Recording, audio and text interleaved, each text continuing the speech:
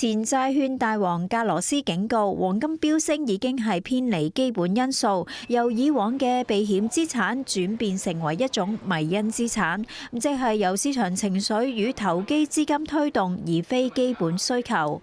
呼籲投資者保持冷靜，暫緩入市。直言，若果想持有黃金，最好等一等。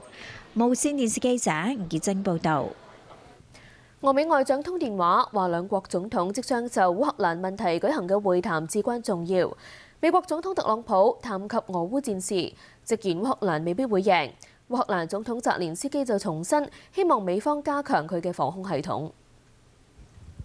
俄烏戰事持續，烏克蘭星期一話，俄羅斯對烏克蘭北部切爾尼戈夫地區發動新一輪襲擊，導致大片地區停電，包括切爾諾貝爾核電廠附近嘅主要城市。當地嘅電力公司話，今次嘅攻擊目標係當地一個能源設施。隨住冬季臨近，烏克蘭嘅電網同埋天然氣設施近期成為俄羅斯無人機同埋導彈攻擊嘅主要目標。